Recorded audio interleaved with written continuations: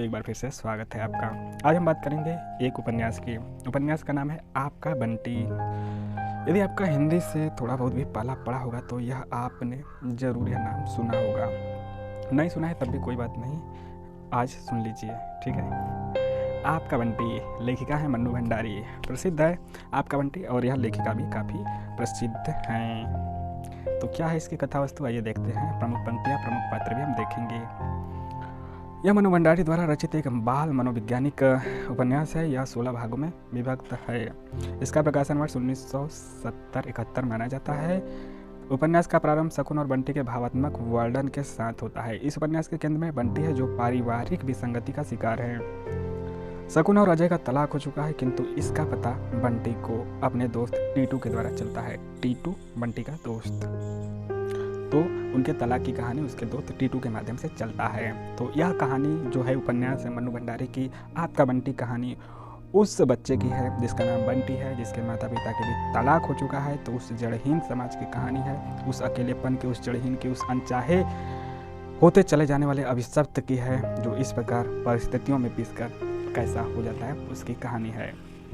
तो इसमें मुख्य पात्र में तो बंटी ही है, बंटी ही मुख्य पात्र है। इसी के इर्द गिर्द कहानी लिखी गई है और इसी के नाम पे ही तो आपका बंटी पड़ा है कि समाज के दो लोगों के बीच में कैसे पिस के रह जाता है। यदि माता पिता का तलाक हो गया है तो उस तलाक के बीच में उस बच्चे की स्थिति कैसी हो जाती है, इसमें यह भी बताया गया है। इस कहानी में आपको यह भी जानने को मिलेगा कि जो इस प्रकार से होते हैं जिनके माता पिता का तलाक हो जाता है, तो तलाक के बाद मतलब 35-40-45 की उम्र में यदि तलाक हो गया तो भी कई स्थितियों में बन पड़ता है कि दूसरी शादी कर ली जाए। तो इस उपन्यास कहानी में ऐसा ही हुआ है। जो बंटी के माता पिता हैं उनके बीच तलाक हो गया है। तलाक के बाद उन्होंने शादी अलग अलग की है। उस बीच में बंटी की क्या स्थिति रही, उसकी क्या मनोवैज्ञानिक दशा रही, इसका वर्णन इसमें किया गया है।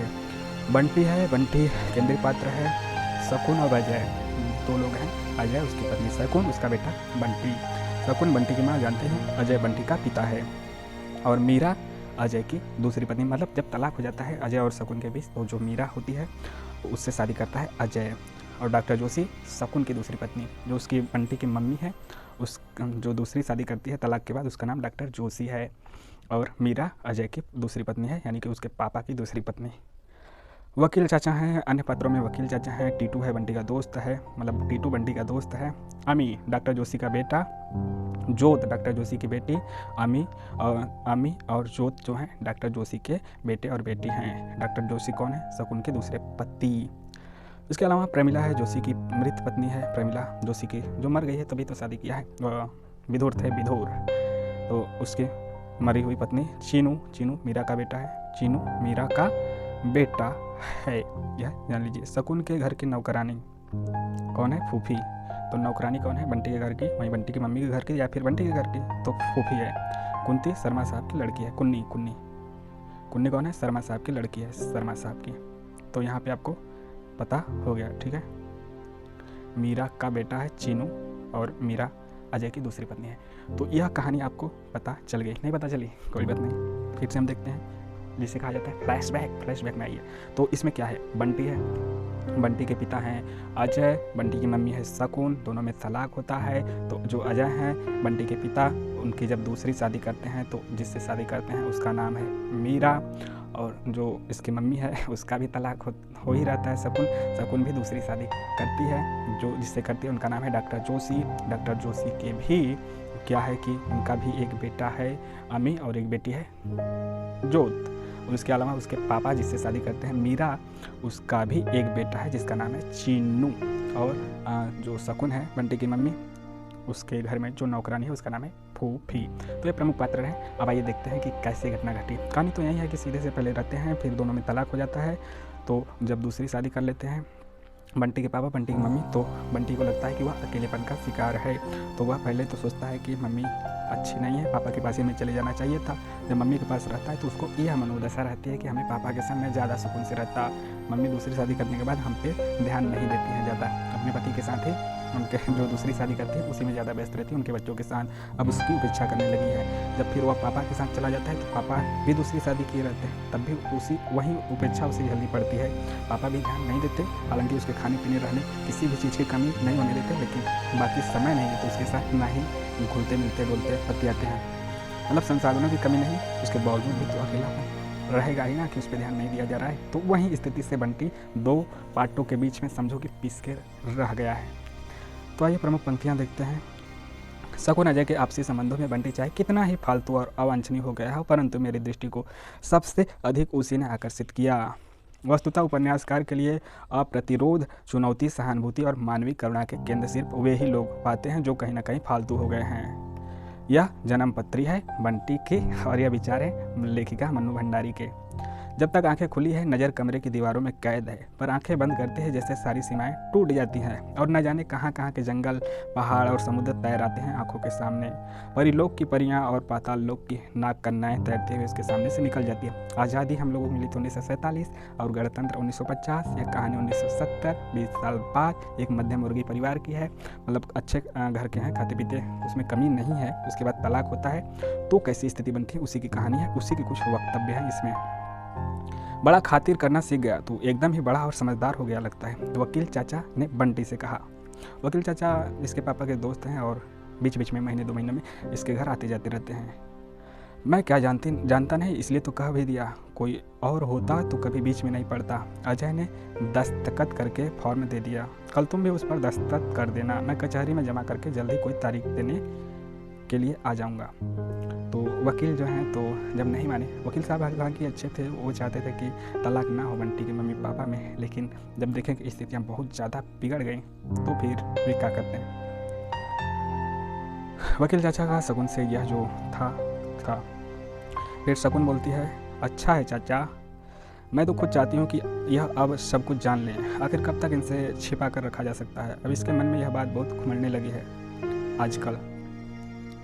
शकुन के लिए समय जैसे एक लंबे अरसे ठहर गया। यो घड़ी की सुई तो बराबर ही चलती थी। रोज़ सवेरे पीछे के आंगन से घुसकर धूप सारे घर को चमकाती दमकाती, दोपहर को लॉन में फैल पसर कर बैठ जाती और शाम को बड़ी अलसाई सी धीरे धीरे सरकती हुई पीछे को पहाड़ियों में छिप जाती। शुरू के दिनों में ही एक गलत निर्णय ले डालने का एहसास दोनों के मन में बहुत साफ होकर उभर आया था, जिस पर हर दिन और हर घटना ने केवल सान ही चढ़ाई थी। समझौते का प्रयत्न भी दोनों में अंडरस्टैंडिंग पैदा करने की इच्छा से नहीं होता था, वरन एक दूसरे को पराजित करके अपने अनुकूल बना लेने की आकांक्षा से। तर्कों और बहसों में दिन बीतते और ठंडी लाशों की तरह लेटे लेटे दूसरे को दुखी, बेचैन और छटपटाते हुए देखने की आकांक्षा में रखी भीतर से भीतर चलने वाली एक अजीब ही लड़ाई थी, वह भी जिसमें दम साध कर दोनों ने हर दिन प्रतीक्षा की थी कि कब सामने वाले की सांस उखड़ जाती है और वह घुटने टेक देता है, जिससे कि फिर वह खड़ी उदारता और क्षमाशीलता के साथ उसके सारे गुनाह माफ़ करके उसे स्वीकार कर ले, उसके संपूर्ण व्यक्तित्व को नीरे एक शून्य में बदल दे। आगे की पंक्तियाँ हैं। एक अध्याय था जिसे समाप्त होना था और वह हो गया। 10 वर्ष का यह विवाहित जीवन एक अंधेरा सुरंग में चलते चले जाने की अनुभूति से भिन्न न था। 10 वर्ष चला था वैवाहिक जीवन। आ पहुँचने का संतोष भी तो नहीं है, ढकेला दिए जाने की विवश कचोट भर है, ढकेल दिए जाने की विवश कचोट भर है। चीज़ों को सही तरीके से लेना सीखो शकुन। यह वकील चाचा कर रहे हैं शकुन से। चीज़ों को सही तरीके से लेना सीखो शकुन। मैं जानता हूँ कि तुम्हें इस बात में तरह तरह की गंध आ रही होगी। जिस स्थिति में तुम हो उससे यह बहुत स्वाभाविक भी है। जब आदमी एक जगह धोखा खाता है तो उसे लगता है सब जगह धोखा ही धोखा है, पर ऐसा होता नहीं है। आगे वकील चाचा शकुन से कहते हैं फिर से, और इस स्थिति को 2 ही परिणतियाँ हो सकती हैं। या तो तुम उसके स्वतंत्र अस्तित्व को समाप्त करके उस पर हावी होने की कोशिश करोगे, और या फिर अपने को बहुत ही उपेक्षित और अपमानित महसूस करोगे। उस समय तुम्हें यही लगेगा कि जिसके पीछे तुमने अपनी सारी ज़िंदगी बर्बाद की वह तुम्हें ही बोलकर अपनी ज़िंदगी जीने की बात सोच रहा है। उस समय तुम्हें बुरा लगेगा। आज अजय को लेकर तुम्हारे मन में जो कटुता है, हो सकता है कि वहीं फिर बंटी को लेकर हो और आज से 10 गुना ज़्यादा हो। तो यह वकील चाचा ने समझा। इसके बावजूद भी वह हुआ जो होना था। शकुन बंटी से क्या कहती है, देख अपने बेटे से, देख रही हूँ जैसे जैसे तू बड़ा होता जा रहा है वैसे ही वैसे जिद्दी और ढीठ होता जा रहा है। अच्छा है, भद उड़वा सबके बीच मेरी बेइज्जती करा। मतलब हम कहते हैं तुम यहाँ से चले जाओ बंटी भैया, फूफी बंटी से, फूफी नौकरानी है बंटी के घर में। हम कहते हैं तुम यहाँ से चले जाओ बंटी भैया, हमारे तन बदन में आग लगी हुई है। इस वक्त बहू को लेकर जाकर थाना कचहरी में खड़ा करेंगे, मर्दानगी दिखाएंगे। अरे हाथ पकड़कर निभाने को मर्दानगी जिनमें नहीं होती वह ऐसे ही मर्दानगी दिखाते हैं, अनबन किसमें नहीं होती। तो क्या ब्याही औरत को यूँ छोड़ दिया जाता है? तब तो शकुन बंटी से तब तो बाहों ने बंटी को उसे अपने में समेटा। बिना जरा भी विरोध किए वह इस प्रकार से सिमट गया मानो बड़ी देर से इसी की प्रतीक्षा कर रहा हो। एक बार मन हुआ कि गले में बाहें डालकर चिपट जाए, पर हिलना तो दूर, सांस लेने की हिम्मत नहीं। इस समय उसमें पर आज 4 लोगों के सामने मेरे मुंह पर जूता मारकर तूने बता दिया कि तू क्या बना है और मैं तुझे क्या बना सकी। शकुन बंटी से मतलब थोड़ा सा उस प्रकार से उदंडता का व्यवहार किया तो शकुन ने ऐसा बोला उसे, मानो तुम उस पर शायद इतना ज़्यादा हावी रह रही हो कि वह पूरी तरह लड़का बन ही नहीं पाया। तुमने उसे उधम करने नहीं दिया, औरत वाली चित और रोना जरूर सिखा दिया। जोशी ने शकुन से कहा। डॉक्टर जोशी, जो तलाक के बाद शादी होती है तो बंटी के दूसरे पिता शकुन की उसकी मम्मी के दूसरे पापा, वह कर रहे हैं शकुन से बंटी के विषय में। अच्छा, क्या प्रेम सचमुच ही मात्र एक शारीरिक आवश्यकता और एक सुविधाजनक एडजस्टमेंट का ही दूसरा नाम है? बताओ, तुम्हें क्या कभी अपनी पत्नी की याद नहीं आती, और आती है तो क्यों? उसे तुम क्या कहोगे? शकुन जोशी से, यह बंटी का रवैया तुम्हारे साथ अकेले रहते रहते वह बहुत पॉजिटिव हो गया है। वह किसी और को तो तुम्हारे साथ देख ही नहीं सकता। तुम किसी और को। जोशी शकुन से, बाप के रहते बिना बाप का हो रहा है, माँ के रहते वह बिना माँ का ना हो जाए। फूफी शकुन से, वह नौकरानी जो है उसके शकुन के घर में अच्छा सोच रही है। ऐसा ही होता है बहू जी, ऐसा ही होता है। अपने बोए सींचे पौधे से ऐसा ही मुँह होता है, बिल्कुल संतान जैसा। जहाँ एक बार लगा वहाँ से उखाड़ा नहीं जाता। माली शकुन से, इस देश में तो 3 भी नहीं, बस 2 बच्चे पैदा करने चाहिए। तीसरा बच्चा फालतू बच्चा, तीसरा बंटी, फालतू बंटी ऐसा लेखिका कह रही है। क्योंकि जो डॉक्टर जोशी थे उसके 2 बेटे थे, एक तो जोत और अमित हैं, तो तीसरा बंटी हो गया। वहाँ पे जाने के बाद तो बंटी पे कम ध्यान दिया जाने लगा, तो यही बात आई। ठीक है बेटे, तू वहीं चला जा, तेरा पापा तुझे लेने आ रहे हैं, अब मैं भी नहीं रोकूंगी। जब तू ही खुश नहीं है तो आखिर अपने पापा से कम जिद्दी तो तू भी नहीं। शकुन बंटी से, सब लोग केवल उससे चाहते ही हैं और वह उनको चाहनाओं को पूर्ति रहे, यही एकमात्र रास्ता है उसके लिए। बस वह कुछ न चाहे, जहाँ चाहती है वहाँ गलत क्यों हो जाती है? ऐसा अनुचित असंभव भी तो उसने कुछ नहीं चाहा। एक साथ सीधी जिंदगी जिसमें रहकर वह कम से कम यह तो महसूस कर सके कि वह जिंदा है। केवल सूरज डूब उग कर ही उसे रात होने और बीतने का एहसास न कराए, उसके अतिरिक्त भी कुछ हो।